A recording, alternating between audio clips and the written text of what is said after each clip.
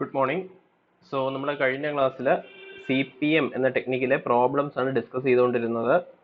So നമ്മളിപ്പോൾ പഠിച്ചുകൊണ്ടിരിക്കുന്ന third മൊഡ്യൂളിലെ project management techniques ആണ്. പ്രോജക്റ്റ് മാനേജ്മെന്റിന് ടോട്ടൽ 2 ടെക്നിക്സ് ആണ് ഉപയോഗിക്കുന്നത്. അവ ഏതൊക്കെയാണ്? ഒന്ന് CPM, രണ്ടാമത് PERT. ഓക്കെ, CPM എന്ന ടെക്നിക്ക് നമ്മൾ റെപ്പറ്റേറ്റീവ് ആയിട്ട് ഏതെങ്കിലും ഒരു പ്രോജക്റ്റ് ചെയ്യുന്നു എന്നുണ്ടെങ്കിൽ അങ്ങനെയുള്ള പ്രോജക്റ്റുകൾക്കാണ് നമ്മൾ CPM എന്ന ടെക്നിക്ക് ഉപയോഗിക്കുന്നത്. അതുപോലെ തന്നെ ഏതെങ്കിലും ഒരു നമ്മുടെ പ്രോജക്റ്റിൽ വരുന്ന ഒരു ആക്ടിവിറ്റിയുടെ സമയം നമുക്ക് കൃത്യമായിട്ട് അറിയാം എന്നുണ്ടെങ്കിൽ നമ്മൾ CPM എന്ന ടെക്നിക്ക് ആയിരിക്കും ആ ഒരു മേഖലയിൽ ഉപയോഗിക്കുന്നത്. ഇനി PERT എന്ന് ഉപയോഗിക്കുന്നത് എവിടെയൊക്കെയാണ്?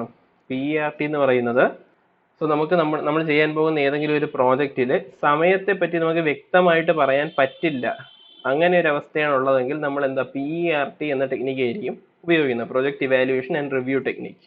സോ ഇതിന് മുമ്പുള്ള ക്ലാസ്സിൽ നമ്മൾ എന്താണ് CPMലുള്ള പല പല ടേംസ്, ഇമ്പോർട്ടൻറ്റ് ടേംസുകൾ പഠിച്ചു. ഏതൊക്കെയാണ്? ഈവന്റ് പഠിച്ചു, എന്താണെന്ന് പഠിച്ചു, activity, dummy activity, expected time represented by small TE, earliest finish time represented by capital TE and latest finish time represented by capital TL.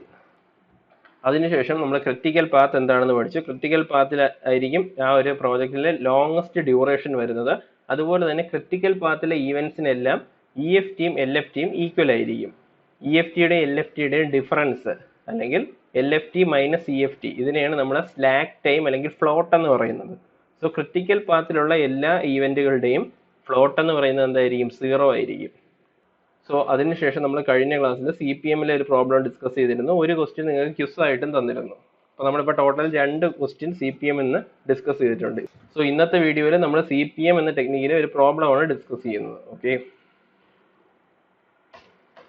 So അതിന് മുൻപായിട്ട് നിങ്ങൾക്ക് കഴിഞ്ഞ ക്ലാസ്സിലെ ക്വിസിൽ തന്നിരുന്ന ക്വസ്റ്റ്യൻ്റെ സൊല്യൂഷൻ നമുക്കൊന്ന് നോക്കാം എങ്ങനെ വരുമെന്നുള്ളത്. സോ നിങ്ങൾക്ക് തന്നിരുന്ന ക്വസ്റ്റ്യൻ ഇതാണ്: draw the project network diagram and find EFT, LFT, float, critical path and project duration in days of the project having 7 activities. So അതിൻ്റെ ഓരോ ആക്ടിവിറ്റിയുടെയും എക്സ്പെക്റ്റഡ് ടൈമാണ് നിങ്ങൾക്ക് ആ ടേബിളിൽ തന്നിരിക്കുന്നത്. ടോട്ടൽ 7 ആക്ടിവിറ്റീസ് ആണ് ഈ ഒരു പ്രോജക്റ്റിലുള്ളത്. അപ്പോൾ ടോട്ടൽ നമ്മൾ വരയ്ക്കുന്ന പ്രോജക്ട് നെറ്റ്വർക്കിനകത്ത് എത്ര ആരോസ് കാണും? 7 ആരോസ് കാണും. ഓക്കെ, അതുപോലെ തന്നെ ടോട്ടൽ എത്ര ഈവൻറ്റുകൾ കാണും? ഫസ്റ്റ് ആക്ടിവിറ്റി സ്റ്റാർട്ട് ചെയ്യുന്നത് എവിടെയാണ്? 1ലാണ് സ്റ്റാർട്ട് ചെയ്യുന്നത്. ഓക്കെ, അത് കഴിഞ്ഞ് ലാസ്റ്റ് ആക്ടിവിറ്റി ഏതാണ്? 7. സോ 1 മുതൽ 7 വരെ കാണും. അപ്പോൾ ടോട്ടൽ എത്ര ഈവൻറ്റുകൾ കാണും? 7 ഈവൻറ്റുകൾ കാണും, അല്ലെങ്കിൽ എങ്ങനെ പറയാം, 7 സർക്കിളുകൾ കാണും.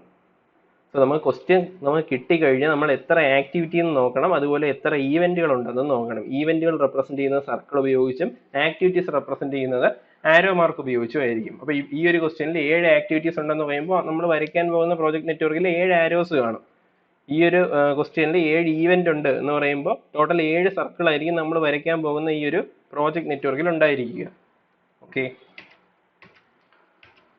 So we are moving to the solution part. So ആദ്യമായി നമ്മൾ തന്നിരിക്കുന്ന ആ ഒരു ടേബിൾ ഉപയോഗിച്ച് നമ്മൾ പ്രോജക്ട് നെറ്റ്വർക്ക് വരയ്ക്കുന്നു. സോ നിങ്ങൾ വരയ്ക്കുമ്പോൾ നിങ്ങൾക്ക് ഈ രീതിയിലായിരിക്കും കിട്ടുന്നത്. സോ ഇതിൽ ഇപ്പോൾ ടോട്ടൽ എത്ര പാത്തുകളുണ്ട്? ഇതിലാകെ 2 പാത്തുകളേ ഉള്ളൂ. ഏതൊക്കെയാണ്? 1, 2, 4, 6, 7 ഉണ്ട്, അതുപോലെ 1, 3, 5, 6, 7 ഉണ്ട്. ഈ 2 പാത്തുകളെ പോസിബിൾ ആയിട്ടുള്ളൂ. സോ അതിനുശേഷം നമ്മൾ എന്ത് ചെയ്യുന്നു? ഫസ്റ്റ് ഈവൻറ്റിൻ്റെ കേസ് എടുക്കുന്നു. ഫസ്റ്റ് ഈവൻറ്റിന് മുന്നിൽ എന്താണ്? വേറെ ആക്ടിവിറ്റികൾ ഒന്നും തന്നെ ഇല്ല. അതുകൊണ്ട് നമുക്ക് എന്ത് എഴുതാം? EFTയും LFTയും 0 ആയിട്ട് എഴുതാം. EFTയും LFTയും 0 ആണ്. അതിനുശേഷം നമ്മൾ എന്ത് കണ്ടുപിടിക്കണം?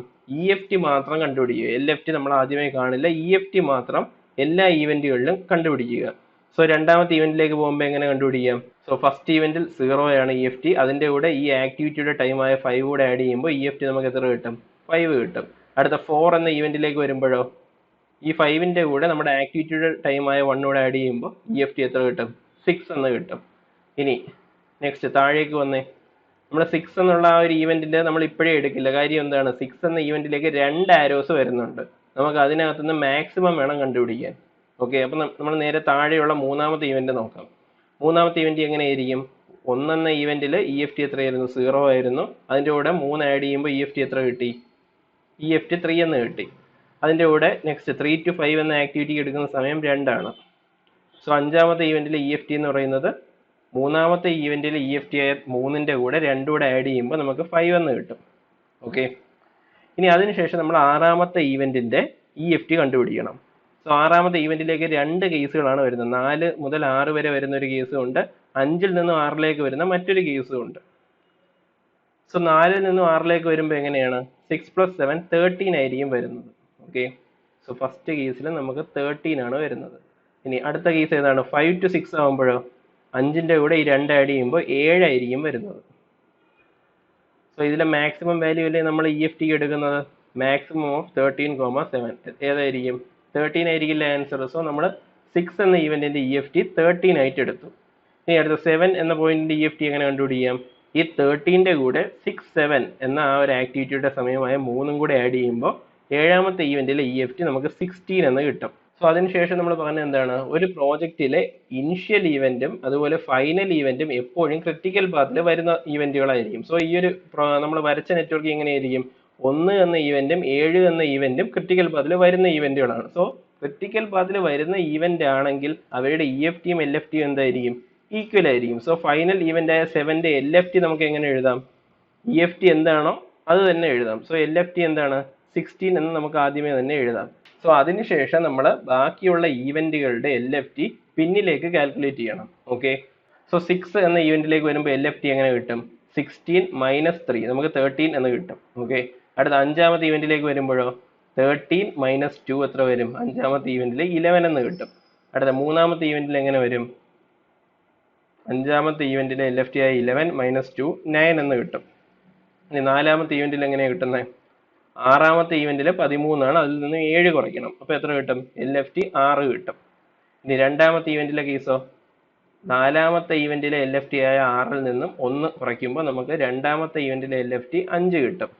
സോ 1ാമത്തെ ഈവന്റിൽ നമ്മൾ LFT 0 ആണെന്ന് ആദ്യം എങ്ങ് അസ്യൂം ചെയ്തു. കാര്യം അതിന് മുന്നിൽ എന്താണ്? ആക്ടിവിറ്റീസ് ഒന്നും തന്നെ ഇല്ല. ആ ഒരു അസംഷനിലാണ് നമ്മൾ LFT 0 എഴുതിയത്. സപ്പോസ് നമ്മൾ അങ്ങനെ എഴുതുന്നില്ല എന്നിരിക്കട്ടെ, നമ്മൾ LFT ആദ്യമേ 0 എന്ന് എഴുതിയില്ല. പകരം നമ്മൾ എന്ത് ചെയ്തു? ഇവിടെ 2 പ്രോസസ് ഉണ്ട്, 1 to 2 ഉണ്ട്, 1 to 3 ഉണ്ട്. സോ 2ൽ നിന്നും കാൽക്കുലേറ്റ് ചെയ്യുമ്പോൾ 1ന്റെ LFT എത്ര കിട്ടും? 2ാമത്തേതിലെ LFT 5 ആണ്, അതിൽ നിന്ന് 5 കുറയ്ക്കുമ്പോൾ 0 എന്ന് കിട്ടും അല്ലേ? ഇനി 3 എന്ന ഈവന്റിൽ നിന്നും ബാക്കിലേക്ക് കാൽക്കുലേറ്റ് ചെയ്യുമ്പോൾ 1ാമത്തെ ഈവന്റിന്റെ LFT എത്ര കിട്ടും? 9 - 3 6 ആണ് കിട്ടുന്നത്. സോ LFTയുടെ കേസിൽ എന്താണ്? ഇപ്പൊ 2 പോസിബിലിറ്റീസ് ഉണ്ടെങ്കിൽ നമ്മൾ അതിലെ മിനിമം ആണ് എടുക്കുന്നത്. Minimum of 0,6. ആൻസർ എത്ര വരും? 0 തന്നെയല്ലേ? ആ 0 ആണ് നമുക്ക് ഇവിടെ കിട്ടുന്നത്. ഓക്കെ, സോ ഇവിടെ ഇപ്പോൾ ടോട്ടൽ 2 പാത്തുകൾ മാത്രമേ ഉള്ളൂ. സോ നമ്മൾ ഈ 2 പാത്തിന്റെയും എന്ത് ചെയ്യുക? കോളം വരച്ചതിന് ശേഷം ഈ 2 പാത്തിന്റെയും ഡ്യൂറേഷൻ കണ്ടുപിടിക്കുക. സോ നമുക്ക് ഈ 2 പാത്തുകൾ എഴുതി അതിന്റെ ഡ്യൂറേഷൻ കണ്ടുപിടിക്കുന്നു. 1ാമത്തെ പാത്തിലെ ഡ്യൂറേഷൻ 16 കിട്ടും, 2ാമത്തെ പാത്തിലെ ഡ്യൂറേഷൻ 10 എന്നായിരിക്കും കിട്ടുന്നത്. സോ നമ്മൾ ക്രിട്ടിക്കൽ പാത്ത് എന്തായിരിക്കും? മാക്സിമം ഡ്യൂറേഷൻ ഏത് പാത്തിലാണോ വരുന്നത് ആ പാത്തിനായിരിക്കും നമ്മൾ ക്രിട്ടിക്കൽ പാത്ത് എന്ന് പറയുന്നത്. സോ 1, 2, 4, 6, 7 ആണ് ഇവിടുത്തെ ക്രിട്ടിക്കൽ പാത്ത്. ഇനി പ്രൊജക്റ്റിന്റെ ഡ്യൂറേഷൻ എന്ന് പറയുന്നത് എന്താണ്? ക്രിട്ടിക്കൽ പാത്തിൽ വരുന്ന ഡ്യൂറേഷൻ എത്രയാണോ അതായിരിക്കും എന്ത്? പ്രൊജക്റ്റിന്റെ ഡ്യൂറേഷൻ എന്ന് പറയുന്നത്. So project duration is 16 days. ഇനി ക്വസ്റ്റ്യനിൽ എന്ത് ചോദിച്ചിട്ടുണ്ട്? Find the slack time at each event. ഓരോ ഈവന്റിലെയും സ്ലാക്ക് ടൈം കണ്ടുപിടിക്കുക. സോ നമ്മൾ കോളം വരച്ച ശേഷം എന്ത് ചെയ്യുന്നു? നേരത്തെ കണ്ടുപിടിച്ച ഓരോ ഈവന്റിലെയും LFTയും EFTയും നിങ്ങൾക്ക് അറിയാം. സോ അതിന്റെ ഡിഫറൻസ് എടുക്കുന്നു, LFT - EFT.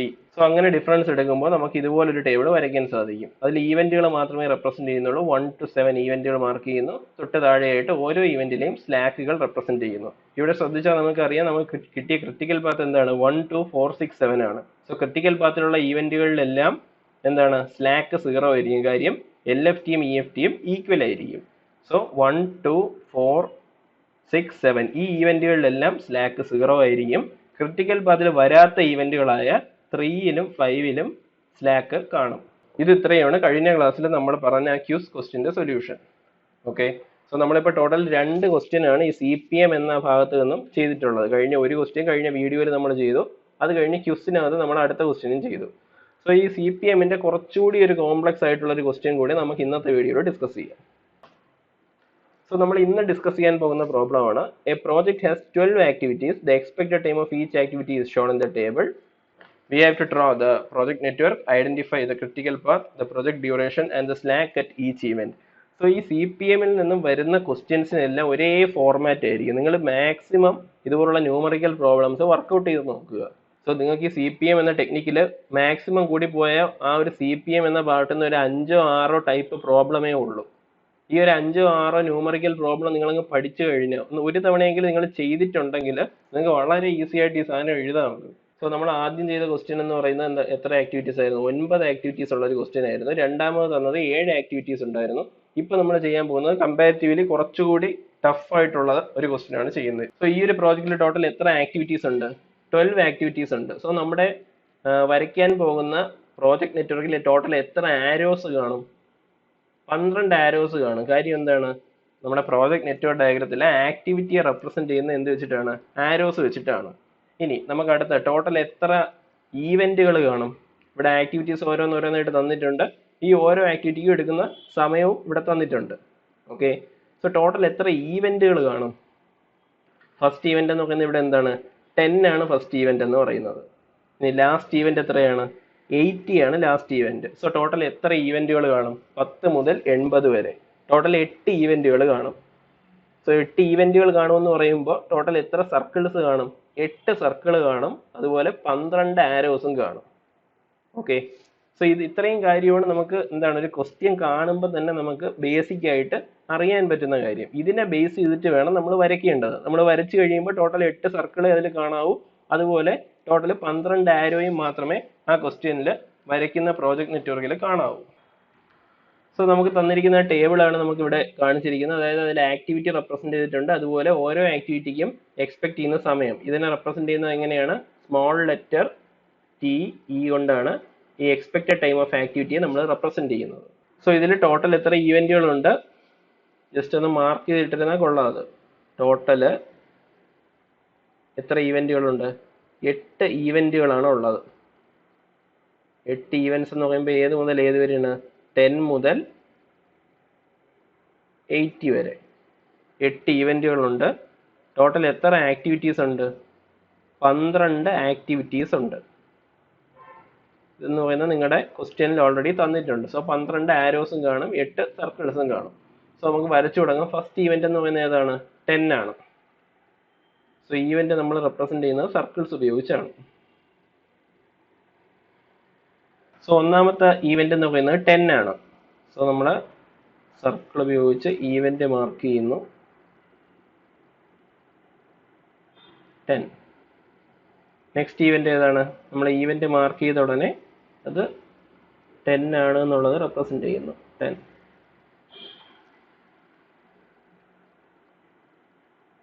ഫസ്റ്റ് ആക്ടിവിറ്റി എന്ന് പറയുന്നത് എന്താണ്? 10 to 20 ആണ്. സോ നമ്മൾ നെക്സ്റ്റ് ഈവെന്റ് വരയ്ക്കുന്നു 20.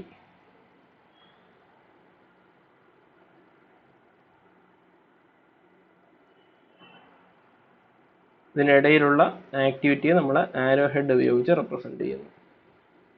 നെക്സ്റ്റ് ഈവെന്റ് എന്താണ്? 10 to 30. സോ വീണ്ടും അടുത്ത ഈവെന്റ് വരയ്ക്കുക. സപ്പോസ് നിങ്ങൾ വരയ്ക്കുമ്പോൾ ഇതിൽ ഏതെങ്കിലും രീതിയിൽ ആരോ ക്രോസ് ചെയ്യുന്നു എന്നുണ്ടെങ്കിൽ എന്ത് ചെയ്യുക? ക്രോസിങ് വരാത്ത രീതിയിൽ മാറ്റി വരയ്ക്കുക. സോ അതുകൊണ്ടാണ് എന്ത് പറയുന്നത്? ആദ്യമേ തന്നെ നിങ്ങൾ റഫായിട്ട് പെൻസിൽ വെച്ച് റഫ് വർക്കിന് തന്നിരിക്കുന്ന ആ ഒരു ഏരിയയിൽ ജസ്റ്റ് ആദ്യമേ ഒന്ന് വരച്ചു നോക്കണം. നെക്സ്റ്റ് 30 മാർക്ക് ചെയ്തു. നെക്സ്റ്റ് എന്താണ്? 10 to 40 അടുത്തത്. സോ വീണ്ടും നമുക്ക് പുതിയൊരു ഈവെന്റ് ആവശ്യമുണ്ട്. 40.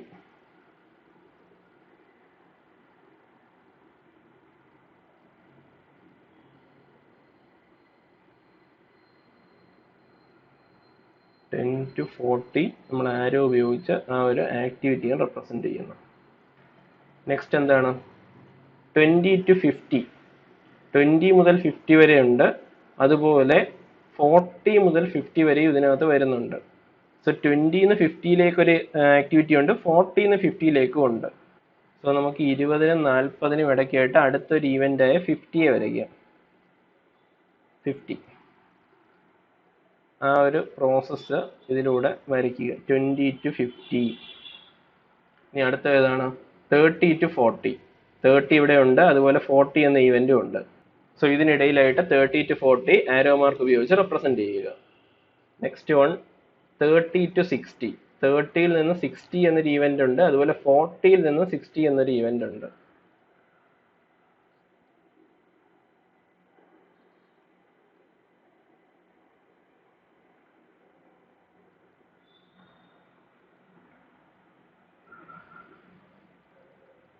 നെക്സ്റ്റ് ഇവന്റ് നമ്മൾ 60 മാർക്ക് ചെയ്യുന്നു. അതിനുശേഷം ആക്ടിവിറ്റീസ് റെപ്രസെന്റ് ചെയ്യുന്നു. 30 to 60 ഒരു ആക്ടിവിറ്റി ഉണ്ട്. അതുപോലെ 40 മുതൽ 60 വരെ അടുത്തൊരു ആക്ടിവിറ്റി ഉണ്ട്. നെക്സ്റ്റ് ഇനി എന്താണ്? 40 to 50 ആയി. ഓക്കെ, നെക്സ്റ്റ് വൺ 40 മുതൽ 50 വരെ അടുത്തൊരു ആക്ടിവിറ്റി ഉണ്ട്. 40 മുതൽ 50 വരെ. ഇനി 40 to 60 നമ്മൾ മാർക്ക് ചെയ്തു. നെക്സ്റ്റ് ആക്ടിവിറ്റി എന്ന് പറയുന്നത് 50 മുതൽ 70 വരെയാണ്. സോ നമ്മൾ 70 എന്നൊരു ഈവന്റ് മാർക്ക് ചെയ്യണം.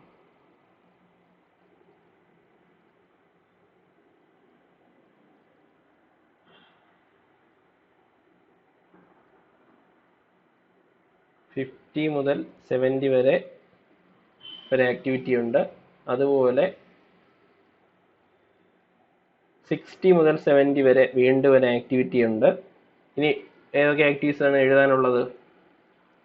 സോ ഇനി എഴുതാനുള്ള ആക്ടിവിറ്റീസ് ഏതൊക്കെയാണ്? 50 to 80 മാർക്ക് ചെയ്യാനുണ്ട്, 70 to 80 മാർക്ക് ചെയ്യാനുണ്ട്.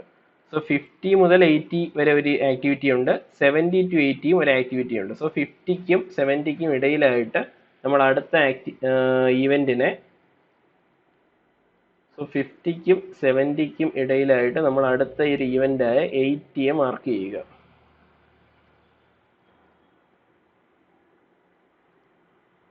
ഫിഫ്റ്റി ടു 80 ആണ്, ഇത് 70 to 80 ആണ്.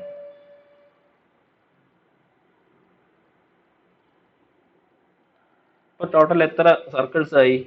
8 സർക്കിൾസ് ആയി. സോ 8 ഈവന്റുകൾ നമ്മൾ മാർക്ക് ചെയ്ത് കഴിഞ്ഞു. ടോട്ടൽ എത്ര ആരോസ് ആയി? 1 2 3 4 5 6 7 8 9 10 11 12. സോ 12 ആക്ടിവിറ്റീസ് നമ്മൾ റെപ്രസെന്റ് ചെയ്ത് കഴിഞ്ഞു. ഇനി എന്ത് ചെയ്യണം? ഈ ഓരോ ആക്ടിവിറ്റീസിനും എത്ര സമയം എടുക്കുന്നു എന്നുള്ളത് എക്സ്പെക്റ്റഡ് ടൈം കൃത്യമായിട്ട് ആരോയുടെ മുകളിൽ റെപ്രസെന്റ് ചെയ്യുക. 10 to 20 എത്ര സമയം എടുക്കുന്നുണ്ട്? സ്മോൾ ടി എന്ന് പറയുന്നത് എത്രയാണ്? 8 ആണ്. 10 to 30 എത്ര സമയം എടുക്കുന്നുണ്ട്? ടി എന്ന് പറയുന്നത് വീണ്ടും 10 ആണ്. Next 10 to 40യോ? ടി എന്ന് പറയുന്നത് 16 ആണ്. Next one 20 to 50 small T expected time എന്ന് പറയുന്നത് 11 ആണ്. നെക്സ്റ്റ് വൺ 30 to 40 ആകുമ്പോൾ ടി എന്ന് പറയുന്നത് 7 ആണ്. 30 to 60 ആകുമ്പോൾ ടി എന്ന് പറയുന്നത് 12 ആണ്. നെക്സ്റ്റ് വൺ 40 to 50 ആകുമ്പോൾ ടി എന്ന് പറയുന്നത് 8 ആണ്. നെക്സ്റ്റ് 40 to 60 ആകുമ്പോഴും ടി 8 ആണ്. ഇനി 60 to 70 ആകുമ്പോഴോ ടി എന്ന് പറയുന്നത് 18 ആണ്. 50 to 70 T is equal to 6 ആണ്. 50 to 80 T 11. Last one 70 to 80 T എന്ന് പറയുന്നത് 8 ആണ്. സോ നമ്മളിപ്പോൾ എന്തൊക്കെയാണ് മാർക്ക് ചെയ്തത്? ഫസ്റ്റ് പ്രോജക്റ്റ് നെറ്റ്വർക്ക് ഡയഗ്രാം വരച്ചു.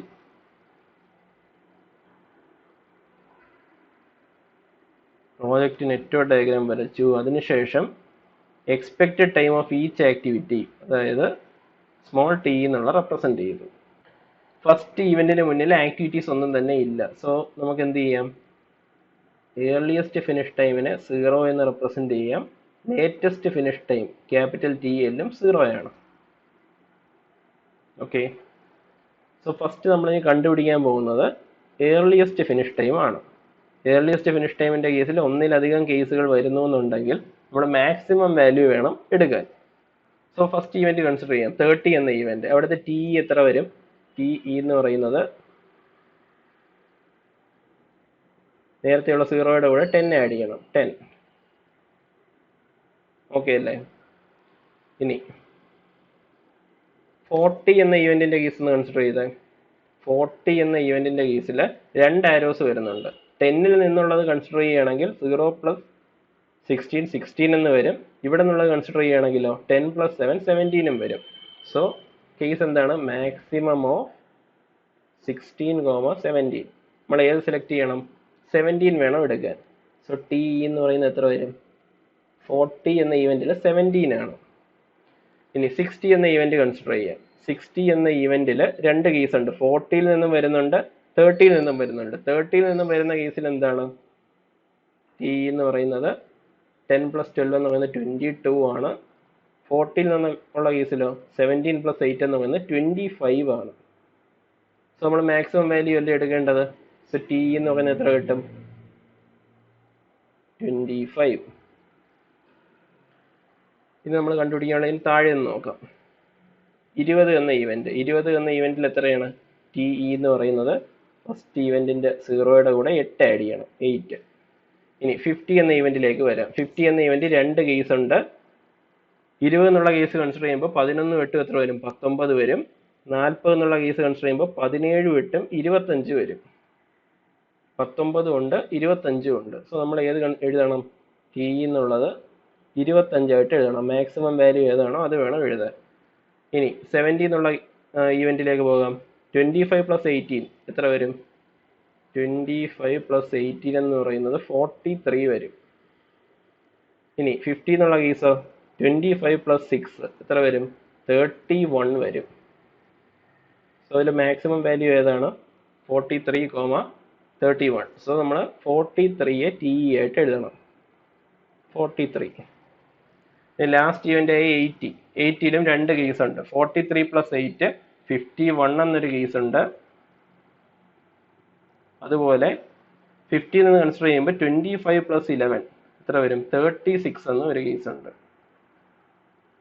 സോ ഈ 2 കേസിലും നമ്മൾ ഏത് കൺസിഡർ ചെയ്യണം? മാക്സിമം വാല്യൂ ഏതാണ്? ടി ഇ എന്ന് പറയുന്നത് 51 ആണ്. സോ നമ്മൾ ടി ഇ എല്ലാം കണ്ടുപിടിച്ച് കഴിഞ്ഞു. ഏർലിയസ്റ്റ് ഫിനിഷ് ടൈംസ് എല്ലാം നമ്മൾ റെപ്രസെന്റ് ചെയ്തു.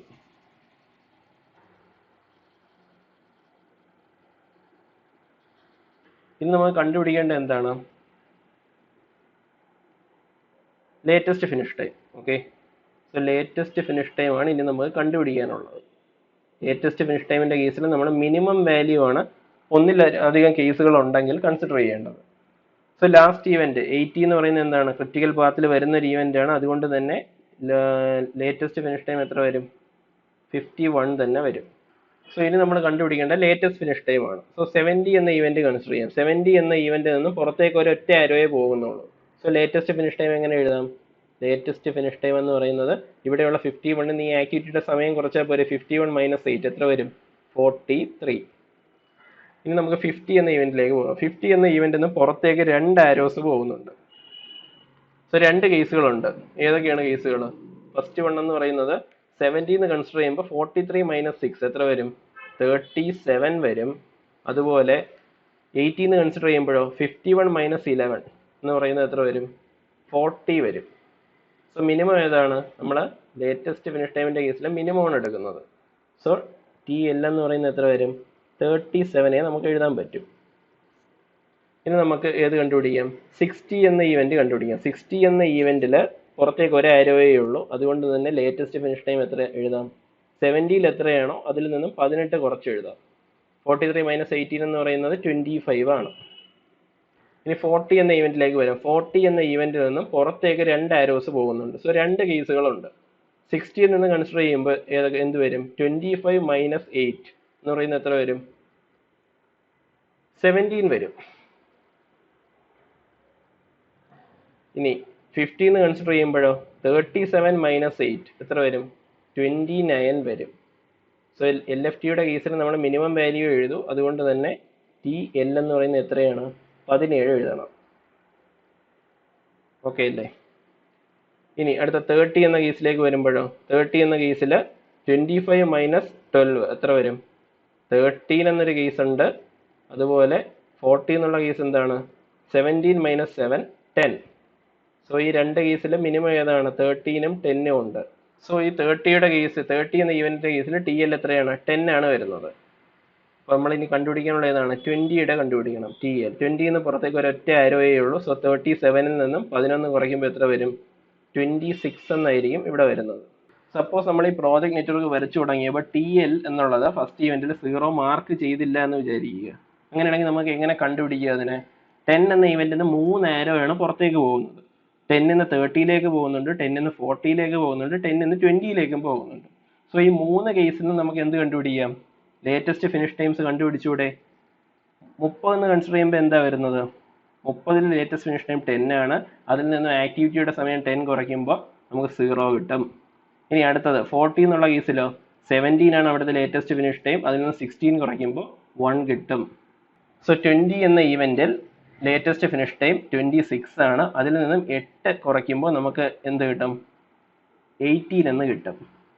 സോ ഒന്നിലധികം കേസുകൾ ഉണ്ടെങ്കിൽ നമ്മൾ ലേറ്റസ്റ്റ് ഫിനിഷ് ടൈമിൽ എന്താ എടുക്കുന്നത്? മിനിമം ആണ് എടുക്കുന്നത്. Minimum of 0, 1, 18. ആൻസർ എന്താണ്? 0 തന്നെയല്ലേ? സോ ഫസ്റ്റ് ഈവെന്റിന്റെ ലേറ്റസ്റ്റ് ഫിനിഷ് ടൈം എന്ന് പറയുന്നത് 0 ആണ്. നമുക്കിത് അല്ലാതെ ലേറ്റസ്റ്റ് ഫിനിഷ് ടൈമിന്റെ ആ ഒരു തിയറി വെച്ച് കണ്ടുപിടിക്കുകയും ചെയ്യാം. അതല്ല എന്നുണ്ടെങ്കിൽ എന്ത് ചെയ്യാം? ഇനിഷ്യൽ ഈവെന്റിന് മുന്നിൽ ആക്ടിവിറ്റികൾ ഒന്നും തന്നെ ഇല്ല. അതുകൊണ്ട് നമുക്ക് TL 0 ആണെന്ന് എടുക്കുകയും ചെയ്യാം. ഓക്കെ, സോ ഈ രീതിയിൽ വേണം നിങ്ങൾ ഈ പ്രോജക്റ്റ് നെറ്റ്വർക്ക് വരച്ച് കംപ്ലീറ്റ് ചെയ്യാൻ.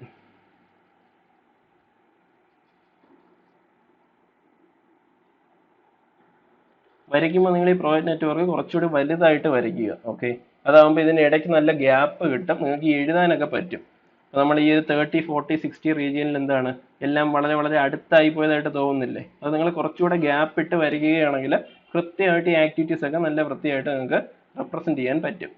സോ അതിലെ ക്രിട്ടിക്കൽ പാത്ത് എന്ന് പറയുന്നത് ഏതാണ്? ഇനി ക്രിട്ടിക്കൽ പാത്ത് എന്ന് പറയുന്നത് ഇതിലിപ്പോൾ എങ്ങനെ കണ്ടുപിടിക്കാം? ഏർലിയസ്റ്റ് ഫിനിഷ് ടൈമും ലേറ്റസ്റ്റ് ഫിനിഷ് ടൈമും ഈക്വൽ ആയിട്ടുള്ള ഈവെന്റുകൾ ഏതൊക്കെയാണെന്ന് നോക്കുക. 10 ഉണ്ട്, 30 ഉണ്ട്, 40 ഉണ്ട്, 60 ഉണ്ട്, 70 ഉണ്ട്, 80 ഉണ്ട്. സോ ക്രിട്ടിക്കൽ പാത്ത് എന്ന് പറയുന്നത് 10, 30, 40, 60, 70, 80 ആണ്.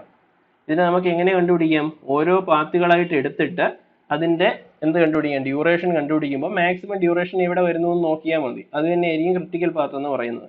ഫസ്റ്റ് നമ്മൾ 10 എന്ന ഇനിഷ്യൽ ഇവന്റ് എടുക്കുക. സോ 10-ൽ നിന്ന് 30 വഴിയുള്ള പാത്തുകൾ നമുക്ക് നോക്കാം. ഏതൊക്കെയുണ്ട്? 10, 30, 60, 70, 80 ഉണ്ട് ഒന്നാമത്തെ പാത്ത്.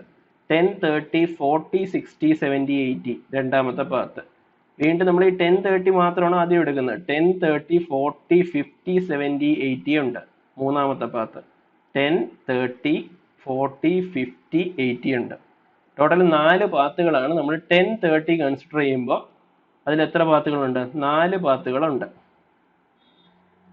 നെക്സ്റ്റ് നമ്മൾ 10 to 40 വഴിയുള്ള പാത്തുകൾ നോക്കാം.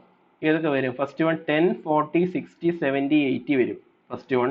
Next one 10, 40, 50, 70, 80. രണ്ടാമത്തത് 10, 40, 50, 80. സോ എത്ര പാത്തുകളുണ്ട്? 3 പാത്തുകളാണ് 10, 40 വഴി ഉള്ളത്. ഇനി നെക്സ്റ്റ് 10, 20 കൺസിഡർ ചെയ്യാം. 10, 20, 50, 70, 80 ഒന്നാമത്തെ പാത്ത്. അതുപോലെ 10, 20, 50, 80 രണ്ട് പാത്തുകളെ 10 to 20 എന്ന വഴിക്കുള്ളൂ. സോ ടോട്ടൽ എത്ര പാത്തുകളുണ്ട്? 4 + 3 + 2 എത്ര വരും? ടോട്ടൽ 9 പാത്തുകളാണ് നമുക്ക് ഈ ഒരു പ്രോജക്റ്റ് നെറ്റ്വർക്ക് ഡയഗ്രത്തിനകത്ത് ഉള്ളത്. സോ ഈ 9 പാത്തുകൾ ഏതൊക്കെയാണെന്ന് കണ്ടുപിടിച്ചിട്ട് എന്ത് ചെയ്യുക? ആ ഓരോ പാത്തിലെയും ഡ്യൂറേഷൻ കണ്ടുപിടിക്കുക. അതിൽ മാക്സിമം ഡ്യൂറേഷൻ വരുന്നത് ഏത് പാത്താണോ അത് തന്നെയായിരിക്കും ക്രിട്ടിക്കൽ പാത്ത് എന്ന് പറയുന്നത്. നിങ്ങൾ EFTയും LFTയും ഓരോ ഈവെന്റിന്റെ കണ്ടുപിടിച്ച ശേഷം ഈക്വൽ EFTയും LFTയും വരുന്ന ഈവെന്റുകൾ ഏതൊക്കെയാണെന്ന് കണ്ടുപിടിച്ചാലും നിങ്ങൾക്ക് ക്രിട്ടിക്കൽ പാത്ത് കണ്ടുപിടിക്കാം. ഇവിടുത്തെ കേസിൽ ഏതൊക്കെയാണ്? എന്താണ് ക്രിട്ടിക്കൽ പാത്ത് എന്ന് പറയുന്നത്? 10 മുതൽ 30 ഉണ്ട്, അടുത്ത 30-ൽ നിന്ന് 40 ഉണ്ട്. ക്രിട്ടിക്കൽ പാത്തിൽ നമ്മൾ ഡബിൾ ലൈൻ വെച്ചിട്ട് വേണം റെപ്രസെന്റ് ചെയ്യാൻ.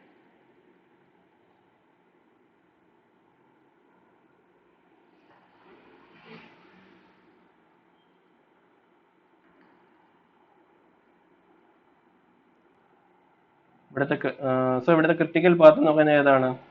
10, 30, 40, 60, 70, 80 ഇതാണ് നമ്മുടെ ക്രിട്ടിക്കൽ പാത്ത് എന്ന് പറയുന്നത്. ടോട്ടൽ പ്രോജക്റ്റിന്റെ ഡ്യൂറേഷൻ എന്ന് പറയുന്നത് എന്താണ്? പ്രോജക്റ്റിന്റെ ഡ്യൂറേഷൻ എന്ന് പറയുന്നത് ക്രിട്ടിക്കൽ പാത്തിലുള്ള ഡ്യൂറേഷൻ എന്താണോ അത് തന്നെയായിരിക്കും പ്രോജക്റ്റിന്റെ ഡ്യൂറേഷൻ. സോ ഇവിടുത്തെ കേസിൽ പ്രോജക്റ്റ് ഡ്യൂറേഷൻ എന്ന് പറയുന്നത് 51 ആണ്. സോ 51 ഡേയ്സ് ആണ് നമ്മുടെ ഈ പ്രോജക്റ്റിന്റെ ഡ്യൂറേഷൻ എന്ന് പറയുന്നത്. സോ ഈ രീതിയിൽ വേണം നമ്മൾ ഇതിനെ സോൾവ് ചെയ്യാൻ. ഓക്കെ, ഫസ്റ്റ് നിങ്ങൾ ഈ പ്രോജക്റ്റ് നെറ്റ്വർക്ക് റഫ് ആയിട്ട് വരച്ച് നോക്കുമ്പോൾ ചിലപ്പോൾ ക്രോസിങ് വരാം. സപ്പോസ് ഈ 40 എന്ന ഈവന്റ് നിങ്ങൾ ഇവിടെ നടുവിലല്ല കൺസിഡർ ചെയ്യുന്നതെങ്കിൽ ചിലപ്പോൾ ക്രോസിങ് വരാം. സോ ക്രോസിങ് വരുന്നു എന്നുണ്ടെങ്കിൽ കഴിയുന്നതും അതിനെ ഒഴിവാക്കി വരയ്ക്കുക. അതുകൊണ്ടാണ് ഫസ്റ്റ് റഫ് ആയിട്ട് വരച്ചിട്ടേ നിങ്ങൾ ഫെയർ ആയിട്ട് ഈ ഒരു പ്രോജക്റ്റ് നെറ്റ്വർക്ക് വരയ്ക്കാവൂ. Okay, So we are moving back to our PPT. So നമ്മുടെ ക്വസ്റ്റ്യൻ ഇതായിരുന്നു. അതിന്റെ സൊല്യൂഷനിലേക്ക് പോകാം. സോ നിങ്ങളിപ്പോൾ ഈ കണ്ട ക്വസ്റ്റ്യന്റെ സൊല്യൂഷൻ ആയിട്ട് വരയ്ക്കുന്ന പ്രോജക്ട് നെറ്റ്വർക്ക് ഡയഗ്രമാണ് നിങ്ങൾക്ക് ഇവിടെ കാണാൻ സാധിക്കുന്നത്. സോ ഇതിൽ ഏർലിയസ്റ്റ് ഫിനിഷ് ടൈമും ലേറ്റസ്റ്റ് ഫിനിഷ് ടൈമും എന്താണ്, അതിന്റെ ലെറ്റേഴ്സ് ആയ ക്യാപിറ്റൽ ടിയും ക്യാപിറ്റൽ ടി എല്ലും കൊണ്ടല്ല റെപ്രസെന്റ് ചെയ്തിരിക്കുന്നത്, പകരം എന്തുകൊണ്ട് റെപ്രസെന്റ് ചെയ്തു? ഫസ്റ്റ് ക്ലാസ്സിൽ പറഞ്ഞാണ് എന്താണ്, ഏർലിയസ്റ്റ് ഫിനിഷ് ടൈമിന് നമുക്ക് റെക്റ്റാങ്കിളിനകത്ത് റെപ്രസെന്റ് ചെയ്യാം, അതുപോലെ ലേറ്റസ്റ്റ് ഫിനിഷ് ടൈമിനെ എന്തിനകത്ത് റെപ്രസെന്റ് ചെയ്യാം, ട്രയാങ്കിളിനകത്ത് റെപ്രസെന്റ് ചെയ്യാം. സോ ഇവിടെ ആരോയുടെ മുകളിലായിട്ട് small T is equal to ആ ഒരു ആക്ടിവിറ്റിയുടെ ഡ്യൂറേഷൻ അങ്ങനെ കൊടുത്തിട്ടില്ല, പകരം ആക്ടിവിറ്റിയുടെ ഡ്യൂറേഷൻ മാത്രമേ എഴുതിയിട്ടുള്ളൂ. ഓക്കെ, സോ ഈ രീതിയിലായിരിക്കും നമ്മൾ സോൾവ് ചെയ്യേണ്ടത്. ക്രിട്ടിക്കൽ പാത്തിനെ നമ്മൾ എന്ത് ചെയ്യണം, ഡബിൾ ലൈൻ കൊണ്ട് റെപ്രസെന്റ് ചെയ്യണം. ഇവിടെ ക്രിട്ടിക്കൽ പാത്ത് എന്താണ്, 10, 30, 40, 60, 70, 80. സോ ഈ ക്രിട്ടിക്കൽ പാത്തൊക്കെ നമ്മൾ കണ്ടുപിടിക്കുന്നത് ഇത് ഫുള്ള് ചെയ്ത് കഴിഞ്ഞതിന് ശേഷമേ ആയിരിക്കും നമ്മൾ ഈ ക്രിട്ടിക്കൽ പാത്ത് മാർക്ക് ചെയ്യുന്നത്. ഓക്കെ, ഫസ്റ്റ് നമ്മൾ നെറ്റ്വർക്ക് വരച്ചു, അതിനുശേഷം എല്ലാ പാത്തിലെയും ഡ്യൂറേഷൻ കണ്ടുപിടിക്കുന്നു. ഡ്യൂറേഷൻ കണ്ടുപിടിച്ച ശേഷം മാക്സിമം ഡ്യൂറേഷൻ ഉള്ള പാത്ത് ഏതാണെന്ന് ഐഡന്റിഫൈ ചെയ്തതിന് ശേഷമാണ് നമ്മൾ ഈ ഡബിൾ ലൈൻ കൊണ്ട് ക്രിട്ടിക്കൽ പാത്തിനെ റെപ്രസെന്റ് ചെയ്യുന്നത്. ഓക്കെ, സോ ഇവിടെ ടോട്ടൽ എത്ര പാത്തുകൾ ഉണ്ടായിരുന്നു? 9 പാത്ത് ഉണ്ട്. ഓക്കെ, സോ ഈ ഓരോ പാത്തിലെയും നമ്മൾ എന്ത് ചെയ്യുന്നു, ഡ്യൂറേഷൻ കണ്ടുപിടിക്കുന്നു. ആ ഒരു ക്രിട്ടിക്കൽ പാത്തിനെ ഞാൻ ജസ്റ്റ് ഒരു ബോൾഡ് ആക്കി റെപ്രസെന്റ് ചെയ്തിട്ടുണ്ട്. 10, 30, 40, 60, 70, 80. അതിന്റെ ഡ്യൂറേഷൻ എന്ന് പറഞ്ഞാൽ 51 ഡേയ്സ് ആണ്. സോ അതാണ് നമ്മുടെ ക്രിട്ടിക്കൽ പാത്ത്. പ്രോജക്ട് ഡ്യൂറേഷൻ എന്ന് പറയുന്നത് എത്രയാണ്? 51 ഡേയ്സ് ആണ്. സോ ലാസ്റ്റ് ക്വസ്റ്റ്യൻ എന്തായിരുന്നു? Find the slack time at each event. ഓരോ ഇവന്റിലെയും സ്ലാക്ക് ടൈം നമ്മൾ ഒരു ടേബിൾ വരച്ച് അതും റെപ്രസെന്റ് ചെയ്യുന്നു. ക്രിട്ടിക്കൽ പാത്തിൽ വരുന്ന ഇവന്റുകൾക്ക് സ്ലാക്ക് ടൈം 0 ആയിരിക്കും. ക്രിട്ടിക്കൽ പാത്തിൽ വരാത്ത 2 ഇവന്റുകളാണ് ഉള്ളത്. ഏതൊക്കെയാണ്? ഈവന്റ് 20യും ഈവന്റ് 50യും. ഇവിടെ രണ്ടും സ്ലാക്ക് കാണും. ഓക്കെ, സോ ഈ രീതിയിൽ വേണം നിങ്ങൾ സോൾവ് ചെയ്യാൻ. So we are moving to your first Qs. Your question is, in a project network diagram latest finish time can be represented inside a dash. Your options are circle, rectangle, triangle, oval. നിങ്ങളുടെ project network ഡയഗ്രത്തിനകത്ത് latest finish time ഈ താഴെ പറയുന്ന ഏത് ഷേപ്പുകളിനകത്താണ് നമ്മൾ represent ചെയ്യുന്നതെന്നാണ് question. You have 20 seconds time. Your time starts now.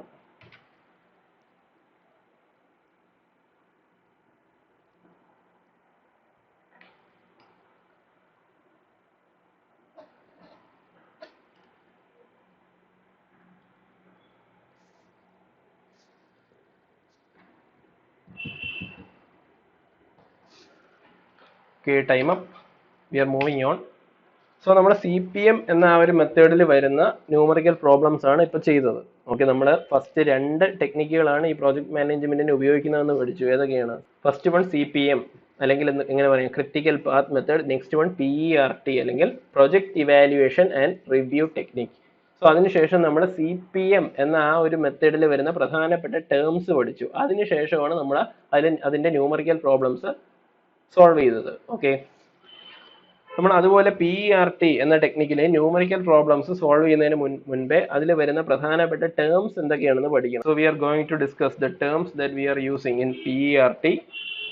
So the first one, event. Event എന്ന് പറയുന്നത് എന്താണ്? Start or completion of an activity. ഒരു ആക്ടിവിറ്റിയുടെ തുടക്കമോ അല്ലെങ്കിൽ അവസാനമോ റെപ്രസെന്റ് ചെയ്യാനാണ് നമ്മൾ ഈവന്റ് എന്ന് പറയുന്നത്.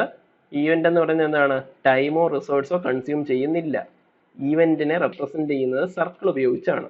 Next one, activity. It is the actual performance of a task. It consumes time and resources. It is represented by an arrow. So നമ്മൾ CPM എന്ന ടെക്നിക്കിൽ പറയുന്ന അതേ കേസ് തന്നെയാണ് എന്താണ്, ആക്ടിവിറ്റി എന്ന് പറയുന്നത് ടൈമും റിസോഴ്സും കൺസ്യൂം ചെയ്യുന്ന ഒരു എലമെന്റ് ആണ്. ഇതിനെ റെപ്രസെന്റ് ചെയ്യുന്നത് എന്ത് വെച്ചിട്ടാണ്? ആരോ ഉപയോഗിച്ചിട്ടായിരിക്കും ആക്ടിവിറ്റിയെ റെപ്രസെന്റ് ചെയ്യുന്നത്. Next one, earliest expected time represented by capital TE.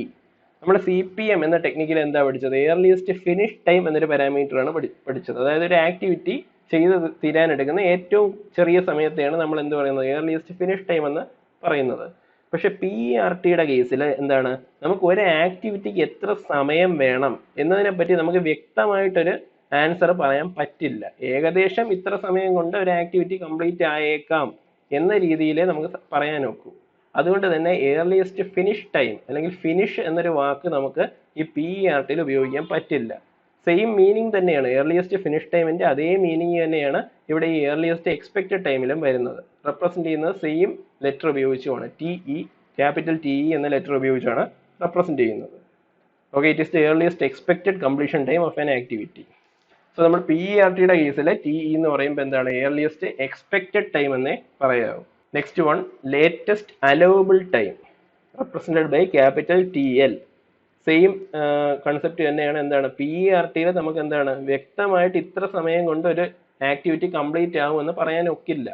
അതുകൊണ്ട് തന്നെ നമ്മൾ എന്ത് ചെയ്യുന്നു, ഒരു ആക്ടിവിറ്റിക്ക് പരമാവധി നമുക്ക് അലൗ ചെയ്യാൻ പറ്റുന്ന എത്ര സമയമാണ് എന്നുള്ള ആ ഒരു മീനിങ്ങിൽ ആണ് നമ്മൾ ഈ ലേറ്റസ്റ്റ് അലൗവബിൾ ടൈം എന്ന് പറയുന്നത്. റെപ്രസെന്റ് ചെയ്യുന്നത് എന്താണ്, ക്യാപിറ്റൽ TL കൊണ്ടാണ് റെപ്രസെന്റ് ചെയ്യുന്നത്. It is the largest possible time an activity can take without delaying the final completion date. അതായത് നമ്മുടെ പ്രോജക്റ്റിന് എന്താണ്, ഒരു ഫൈനൽ കംപ്ലീഷൻ ഡേറ്റ് ഉണ്ട്. ഇന്ന ഡേറ്റിൽ നമ്മുടെ പ്രോജക്റ്റ് കംപ്ലീറ്റ് ചെയ്യണം. ആ ഒരു ഡേറ്റിൽ നിന്നും നമുക്ക് കാലതാമസം വരാത്ത രീതിയിൽ നമുക്ക് ഒരു ആക്ടിവിറ്റിക്ക് മാക്സിമം എത്ര സമയം കൊടുക്കാം എന്നുള്ളതാണ് ഈ ഒരു ലേറ്റസ്റ്റ് അലൗവബിൾ ടൈം കൊണ്ട് റെപ്രസെന്റ് ചെയ്യുന്നത്. ഓക്കെ, സോ നമ്മൾ PERTയുടെ കേസിൽ ഒരിക്കലും ഏർലിയസ്റ്റ് ഫിനിഷ് ടൈം എന്നോ ലേറ്റസ്റ്റ് ഫിനിഷ് ടൈം എന്നോ പറയാൻ പാടില്ല. Next one, successor event and predecessor event. നമ്മൾ CPMൽ പഠിച്ച അതേ മീനിങ് തന്നെയാണ്. സക്സസർ ഈവന്റ് എന്ന് വെച്ചാൽ എന്താണ്, that event that immediately follow another event. നമ്മൾ ഇപ്പോൾ ഒരു ഈവന്റിനെ കൺസിഡർ ചെയ്യുന്നു എന്നുണ്ടെങ്കിൽ ആ ഈവന്റ് കഴിഞ്ഞ് വരുന്ന ഈവന്റുകൾ എന്തൊക്കെയാണ്, അതെല്ലാം സക്സസർ ഈവന്റ്സ് ആണ്. നെക്സ്റ്റ് വൺ, പ്രെഡിസസർ ഈവന്റ് എന്ന് വെച്ചാൽ എന്താണ്, it is the event which comes immediately before another event. നമ്മൾ ഇപ്പോൾ കൺസിഡർ ചെയ്യുന്ന ഈവന്റ് ഏതാണോ അതിന് മുന്നിൽ വരുന്ന ഈവന്റ് എന്താണോ അതിനെയാണ് നമ്മൾ എന്ത് പറയുന്നത്, പ്രെഡിസസർ ഈവന്റ് എന്ന് പറയുന്നത്. Okay, moving on. Next point, PERT is based on the assumption that operation time cannot be estimated accurately due to uncertainties. നമ്മൾ PERT എന്ന ടെക്നിക്ക് ഉപയോഗിക്കുന്ന ഏത് മേഖലയിലാണ്, ഏത് മേഖലയിലാണോ നമുക്ക് ആ ഒരു ഓപ്പറേഷൻ ടൈം അല്ലെങ്കിൽ ആക്ടിവിറ്റിയുടെ സമയം കൃത്യമായിട്ട് എസ്റ്റിമേറ്റ് ചെയ്യാൻ പറ്റാത്തത്, ആ ഏരിയയിലാണ് എന്ത് ഉപയോഗിക്കുന്നത്, PERT എന്ന ടെക്നിക്ക് ഉപയോഗിക്കുന്നത്. എവിടെയൊക്കെ ഉപയോഗിക്കുന്നുണ്ട്, സ്പേസ് റിലേറ്റഡ് ആക്ടിവിറ്റീസിന് ഉപയോഗിക്കുന്നുണ്ട്, അതുപോലെ വെതർ ഫോർകാസ്റ്റിങ്ങിന് ഉപയോഗിക്കുന്നുണ്ട്.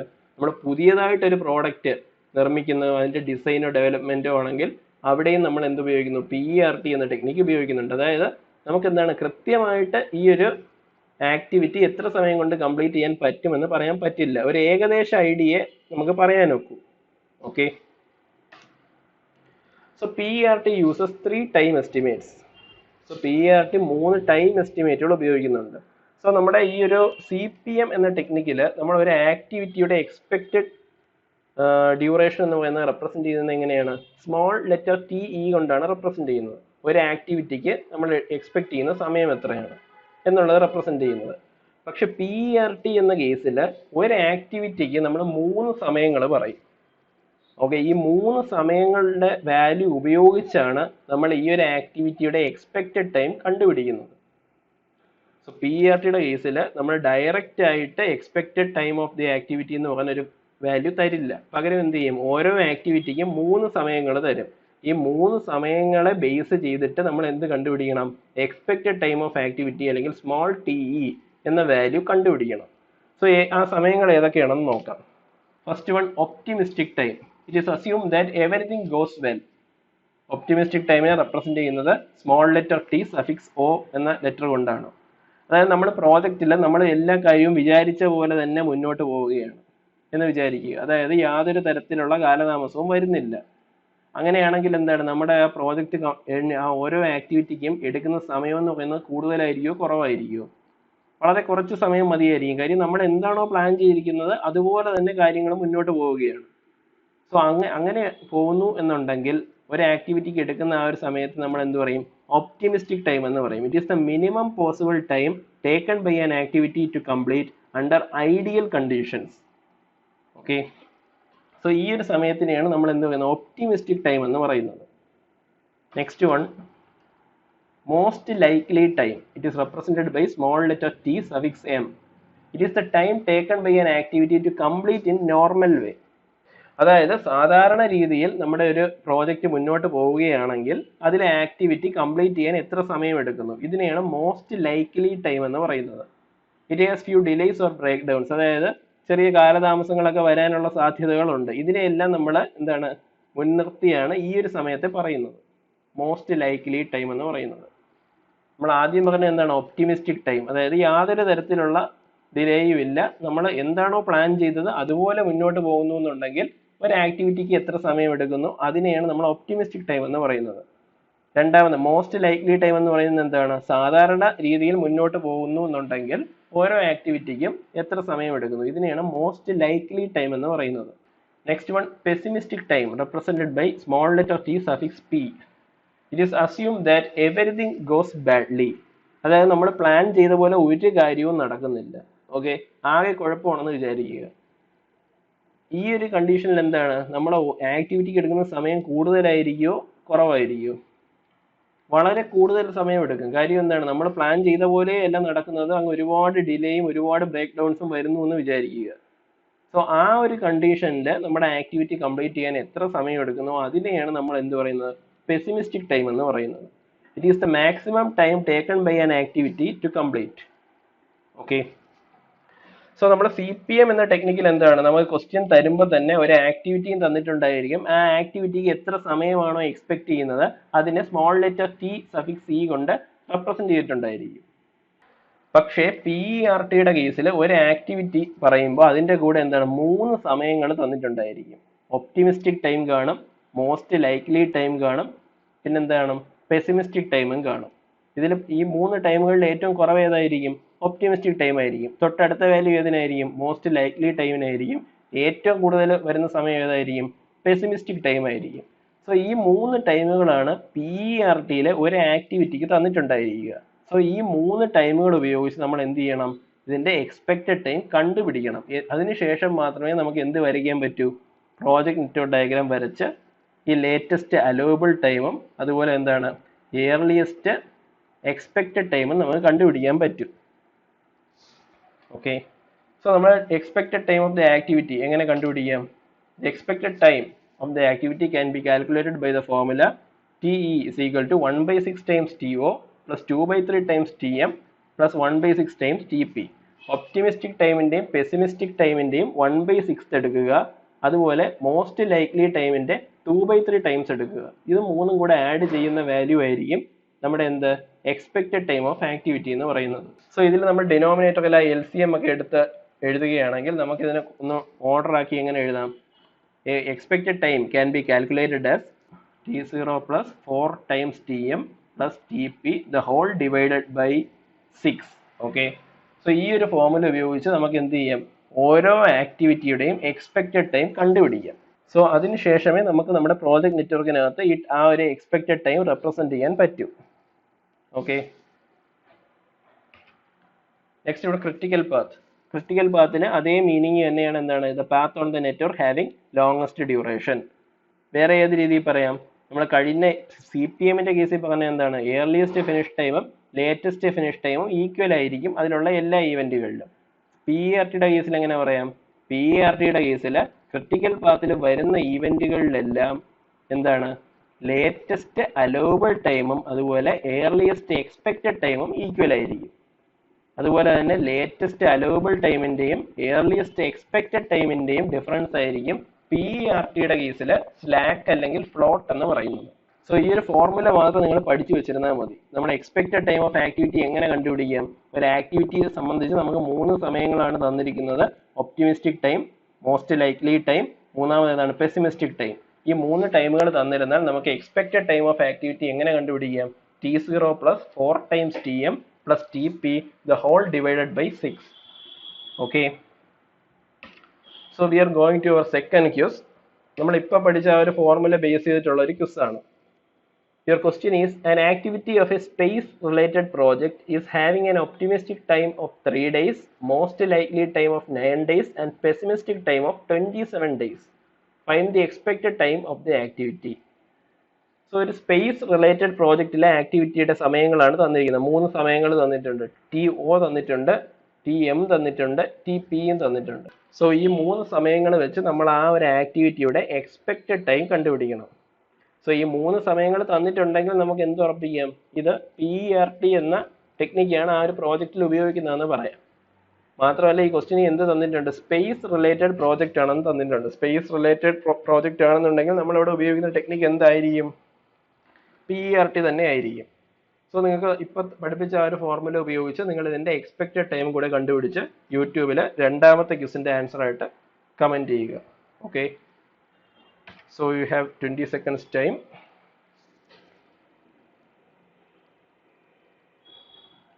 സോ ഈ ഒരു എക്സ്പെക്റ്റഡ് ടൈം ഓഫ് ആക്ടിവിറ്റി ഈ ഒരു ഫോർമുല കൂടെ ജസ്റ്റ് ഒന്ന് പഠിച്ചു കഴിഞ്ഞാൽ നിങ്ങൾക്ക് PERT ഉള്ള പ്രോബ്ലംസ് വളരെ ഈസി ആയിട്ട് ചെയ്യാം. വ്യത്യാസം വരുന്നത് ഇതിൽ മാത്രമേ ഉള്ളൂ. നമ്മൾ PERT കേസിൽ എക്സ്പെക്റ്റഡ് ടൈം തന്നിട്ടുണ്ടായിരിക്കില്ല, നമ്മൾ കണ്ടുപിടിക്കണം. അതിനുശേഷം CPM എന്തൊക്കെ കാര്യങ്ങളാണോ ചെയ്തത് സെയിം കാര്യങ്ങൾ തന്നെയാണ് നമ്മൾ PERT ചെയ്യുന്നത്. Okay, so we R winding up today's class. Thank you all, stay safe.